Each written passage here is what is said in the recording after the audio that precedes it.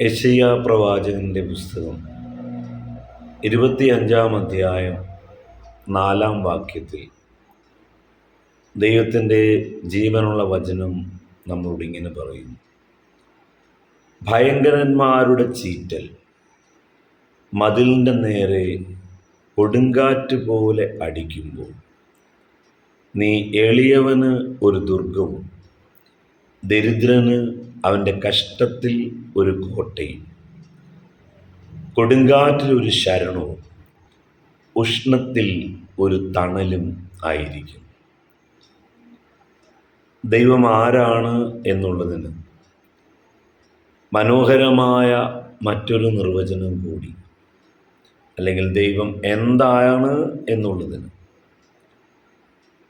തന്നെ ആശ്രയിക്കുന്ന ഒരു ഭക്തന് വേണ്ടി ദൈവം എങ്ങനെ പെരുമാറും എന്നുള്ളതിന്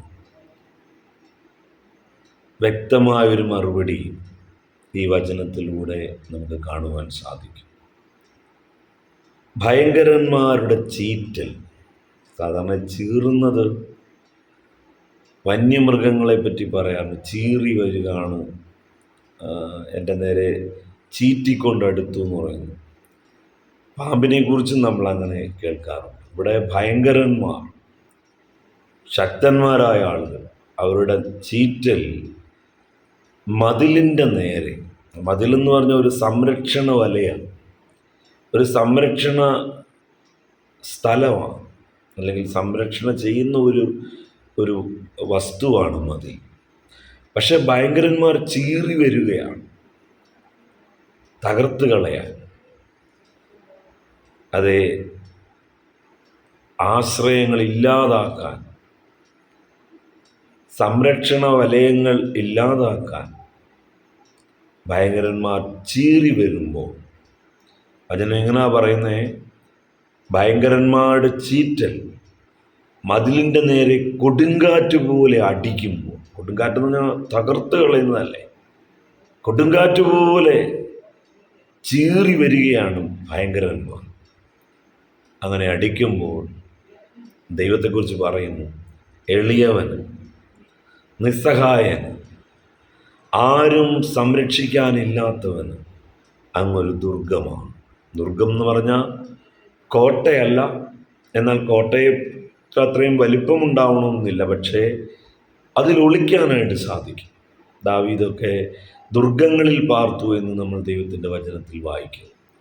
ആർക്കും അത്ര പെട്ടെന്ന് കണ്ടുപിടിക്കാൻ പറ്റില്ല, ആർക്കും പെട്ടെന്ന് കയറി ചെല്ലാൻ പറ്റത്തില്ല.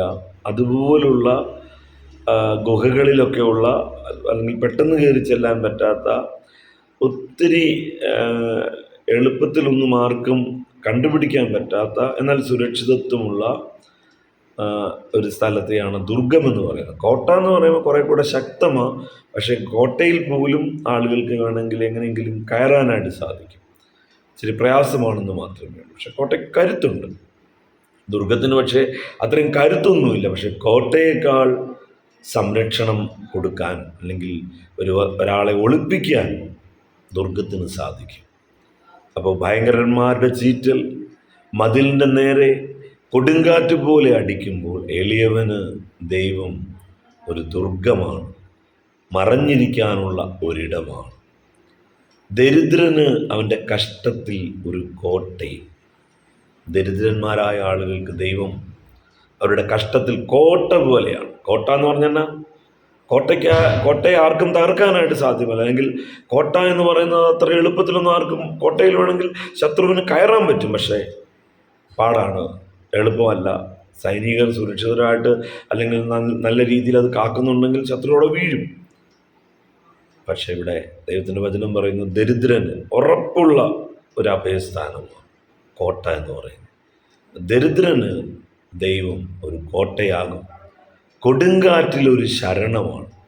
കൊടുങ്കാറ്റ് എല്ലാത്തിനെയും പറപ്പിച്ചുകൊണ്ട് പോകുന്ന, പക്ഷേ ദരിദ്രനായവന്, നിസ്സഹായനായവന് ദൈവം ഒരു ശരണമാണ്. ഉഷ്ണത്തിൽ ഒരു തണലാണ്. മരുഭൂമിയെ പോലുള്ള അവസ്ഥയുടെ നടുവിൽ, യാതൊരു തരത്തിലും രക്ഷപ്പെടാൻ കഴിയാത്തതുപോലുള്ള ജീവിതാനുഭവങ്ങളുടെ നടുവിൽ വല്ലാതെ പുകയുമ്പോൾ ദൈവം ഒരു തണലാണ്. ഒന്നുകൂടെ ഞാൻ ആ വാക്യം വായിച്ച് അവസാനിപ്പിക്കട്ടെ. അതെ, ഭയങ്കരന്മാരുടെ ചീറ്റിൽ, ഞാൻ വായിക്കുന്ന യെശയ്യാ പ്രവചനം 25:4 വാക്യം. ഭയങ്കരന്മാരുടെ ചീറ്റൽ മതിലിൻ്റെ നേരെ കൊടുങ്കാറ്റ് പോലെ അടിക്കുമ്പോൾ നീ എളിയവനൊരു ദുർഗവും ദരിദ്രൻ അവൻ്റെ കഷ്ടത്തിലൊരു കോട്ടയും കൊടുങ്കാറ്റിലൊരു ശരണവും ഉഷ്ണത്തിൽ ഒരു തണലും ആയിരിക്കും. നോക്കുക, നിങ്ങൾ നിസ്സഹായനാണോ? നിങ്ങൾ എളിയവനാണോ? ദൈവം നിങ്ങളുടെ ദുർഗമാണ്. നിങ്ങൾ ദരിദ്രനാണോ? നിങ്ങൾക്ക് ഒരു തരത്തിലും മുന്നോട്ട് പോകാൻ വഴികളില്ലയോ? ദൈവം നിങ്ങളുടെ കോട്ടയാ? അതേ, ദൈവം നിങ്ങളുടെ ശരണമാ? അപ്പോൾ തന്നെ ദൈവം നിങ്ങളുടെ ജീവിതത്തിൻ്റെ പുകച്ചിലുകളുടെ നടുവിൽ, ഉഷ്ണത്തിൻ്റെ നടുവിൽ ദൈവം നിങ്ങൾക്കൊരു തണലാണ്. സർവശക്തനാണല്ലോ എൻ്റെ ദൈവം, ഇല്ലില്ല സാധ്യമായി ഒന്നുമില്ല.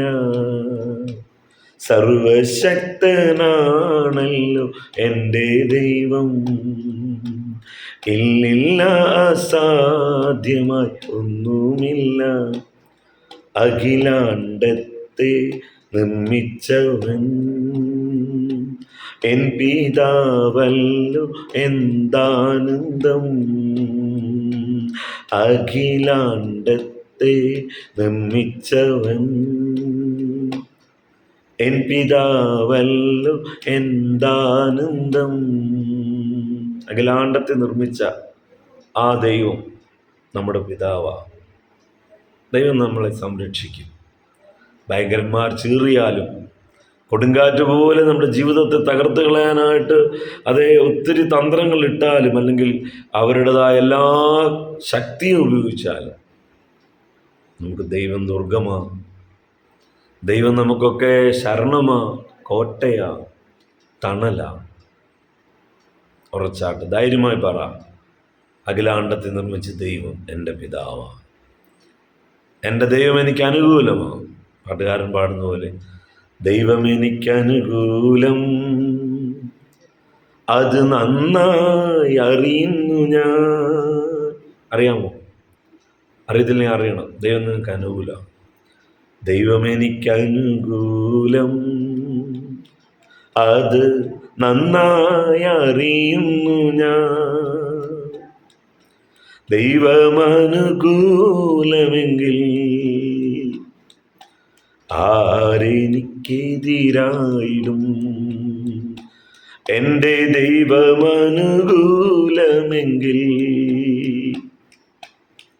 ആരെനിക്കെതിരായിടും? പരീക്ഷ എൻ്റെ ദൈവം അനുവദിച്ചാൽ ഒരു പരിഹാരം എനിക്കായി കരുതിയിട്ടുണ്ട്. പരീക്ഷ എൻ്റെ ദൈവം അനുവദിച്ചാൽ ഒരു പരിഹാരം എനിക്കായി കരുതിയിട്ടുണ്ട്. എന്തിനെന്ന് ചോദിക്കില്ല ഞാൻ, എൻ്റെ നന്മയ്ക്കായെന്നറിയുന്നു ഞാൻ. എന്തിനെന്ന് ചോദിക്കില്ല ഞാൻ, എൻ്റെ നന്മയ്ക്കായെന്നറിയുന്നു ഞാൻ. കർത്താവെല്ലാം നന്മയ്ക്കാക്കി തീർക്കും. ദൈവത്തെ സ്നേഹിക്കുന്നവർക്ക്, നിർണയപ്രകാരം വിളിക്കപ്പെട്ടവർക്ക് തന്നെ സകലവും നന്മയ്ക്കായി കൂടി വ്യാപരിക്കുന്നു എന്ന റോമാലേഖനം 8:28 മുതലുള്ള വചനങ്ങളിൽ നാം വായിക്കുന്നു. അത് ജീവിതത്തിൽ സംഭവിക്കും. നിങ്ങൾ ദൈവത്തിൻ്റെ തിരഞ്ഞെടുക്കപ്പെട്ട വ്യക്തിയാണ്. കർത്താവ് നിങ്ങളുടെ ശരണമാണ്, സംരക്ഷകനാണ്, കോട്ടയാ, ദുർഗമാ, തണലാ. പേടിക്കേണ്ട. ഒരു വഴി, ഒരത്ഭുതം നിങ്ങളുടെ ജീവിതത്തിൽ കർത്താവ് ചെയ്യും.